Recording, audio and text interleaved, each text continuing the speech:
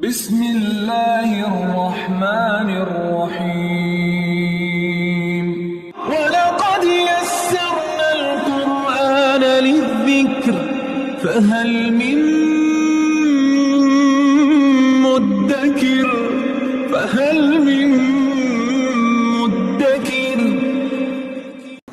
نحمده ونصلي ونسلم على رسوله الكريم اما بعد فاعوذ بالله من الشيطان الرجيم بسم الله الرحمن الرحيم ورتل القرآن ترتيلا صدق الله العظيم وصدق رسوله النبي الكريم الأمين الصلاة والسلام عليك يا سيدي يا رسول الله وعلى آلك وأصحابك يا سيدي يا حبيب الله الصلاة والسلام عليك يا سيدي يا نور الله وعلى آلك وأصحابك يا سيدي يا رحمة للعالمين. عزیز ساتھیوں، برادران اسلام، قبلہ حضرت علامہ مولانا مفتی غلام مصطفیٰ ضیاء صاحب زید شرفہ، السلام علیکم ورحمۃ اللہ وبرکاتہ. آج جس آیت مبارکہ کا میں نے انتخاب کیا ہے سورۃ البقرہ کی آیت نمبر 30 ہے. آج اس کی تفسیر پڑھیں گے.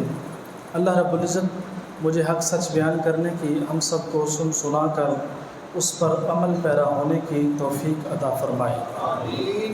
بسم اللہ الرحمن الرحیم.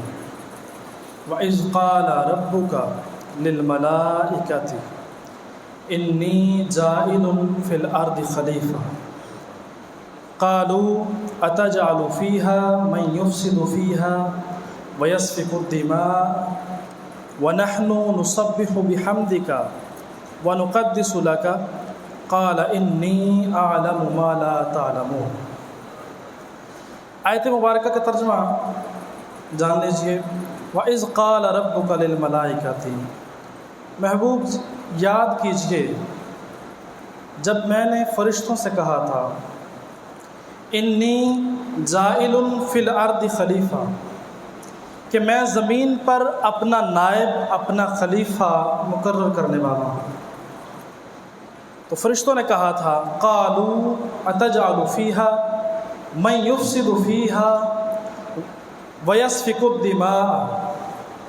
فرشتوں نے کہا تھا کہ کیا تو زمین میں اسے نائب بنائے گا، اسے خلیفہ مقرر کرے گا جو فساد پھیلانے والا ہے اور خون بہائے گا. تو اللہ رب العزت فرما رہا ہے کہ فرشتوں نے مجھ سے کہا وَنَحْنُ نُسَبِّحُ بِحَمْدِكَ وَنُقَدِّسُ لَكَ، کیا ہم کافی نہ تھے تیری تسبیح بیان کرنے کے لیے؟ کیا ہم کافی نہ تھے تیری تقدیس، تیری پاکی بیان کرنے کے لیے، تیری عبادت کے لیے؟ تو اللہ رب العزت فرما رہا ہے محبوبہ میں نے انہیں جواب دیا تھا قَالَ إِنِّي أَعْلَمُ مَا لَا تَعْلَمُونَ، جو میں جانتا ہوں وہ تم نہیں جانتے.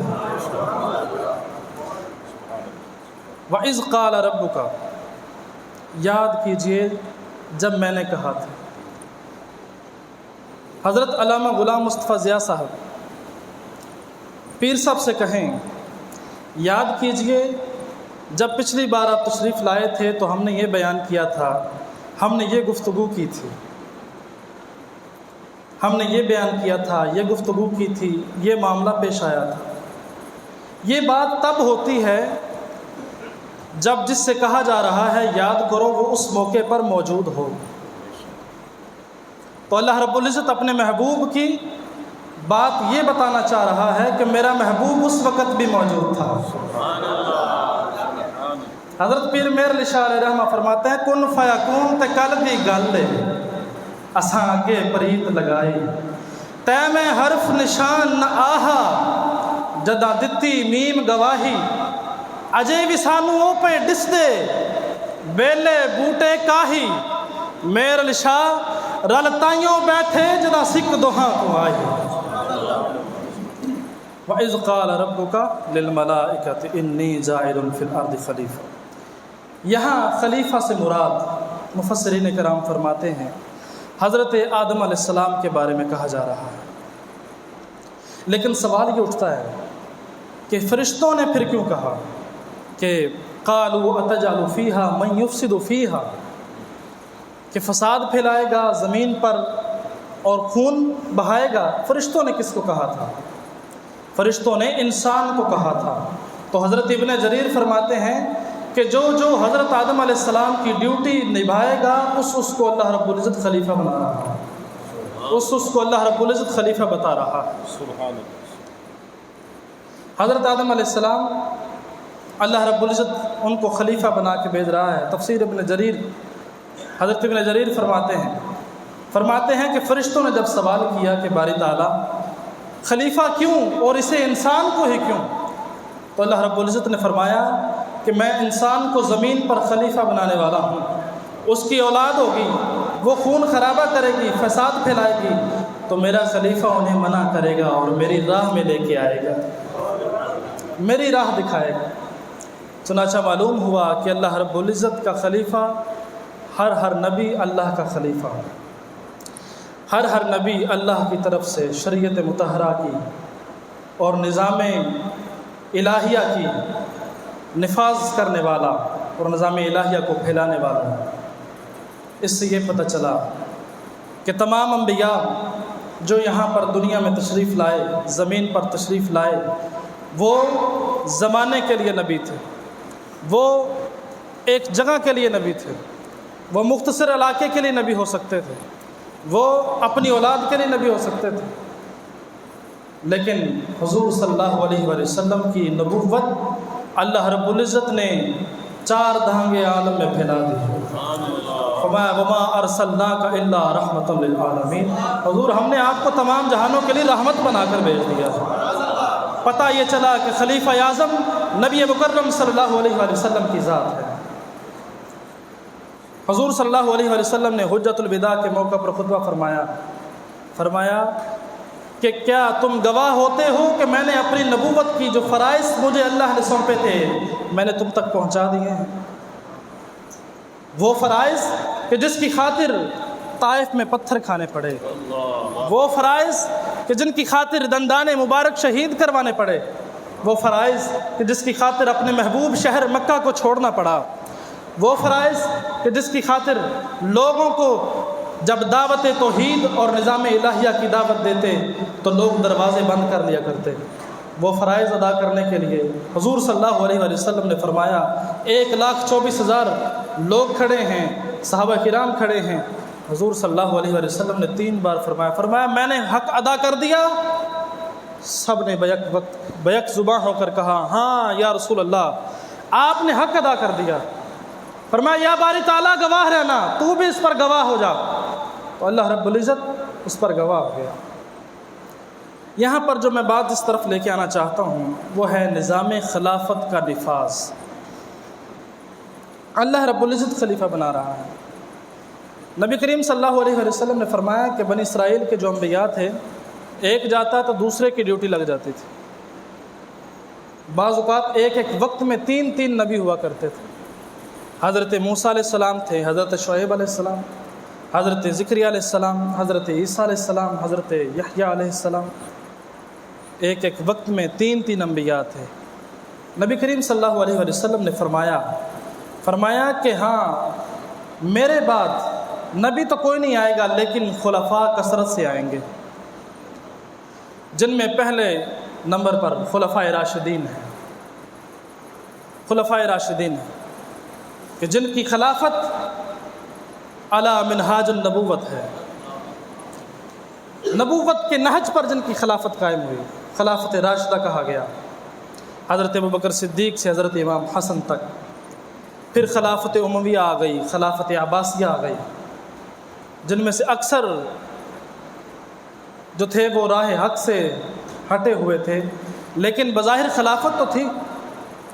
پھر خلافت عثمانیہ آ گئی۔